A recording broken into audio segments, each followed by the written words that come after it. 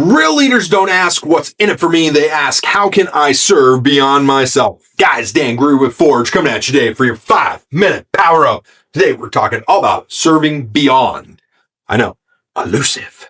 All right, guys, true leadership isn't about being served. It's about serving. Whether it's in the city department, on a crew, or around your own family kitchen table, leadership shows up in how you put others first. Let's talk about this for a second. Service defines leadership. Titles don't make leaders. Sacrifice and service do. Here's my question to you. Are you serving others in everything that you do? Because that's how you're going to be successful. Let me tell you a little bit about my business and the businesses that I've seen that have done the best. They were created with the intention of providing a service to others, right?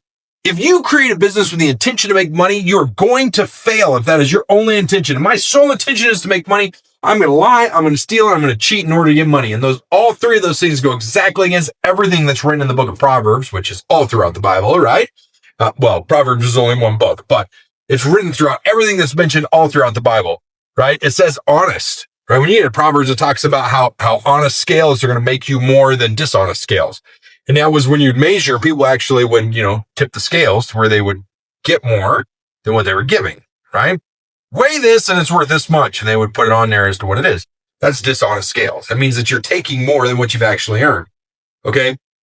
So when you create a business, when you create leadership around service, it's going to define what you do and it's going to define how you act, right? And this matters in every single arena. And what I mean by arena is like leadership in your family kitchen is just as critical as leadership in the boardroom. The way you lead at home, the way you lead your kids, the way you lead your wife, the way you lead your husband, the way you lead your coworkers, the way you lead the church group, the way you lead your followers on social media, that sets everything apart. That's what makes all the difference in the world. I made a decision about 5 years ago. You know what my decision was? It might have been more than 5 years ago.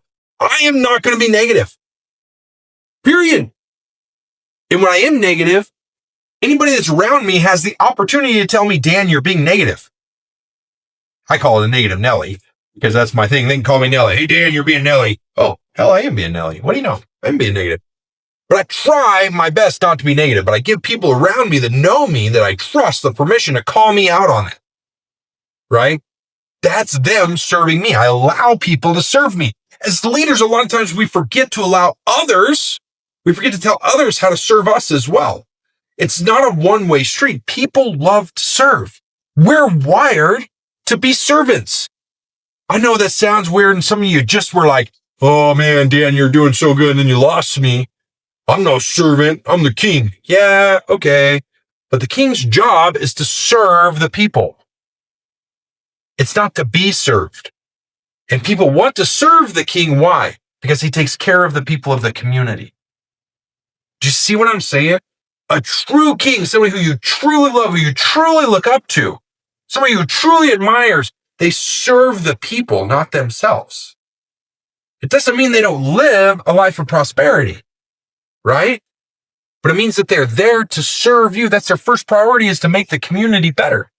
Your job as a leader, okay, is to be the king, but not the king who's a dictator, who demands to be served, but the king who serves his people so well that everybody else wants to serve them back. And if you think about it, if your people know how to serve you, that makes a big difference as well. Serving is going to build trust. When people see you're willing to roll up your sleeves, they'll follow your example. Great example of this is in my team. When I have somebody who's struggling with something like pulling a permit, I get in there and I help them do it. I don't do it for them. I get in there and I help them pull that permit. I show them they can do it on their own, right? I'm serving them. When they see me answering the phone on the weekend, guess what happens? Occasionally they'll come in and they'll answer the phone or a text on a weekend because they were out one day during the week for a doctor's appointment or something like that, right? This goes beyond the job.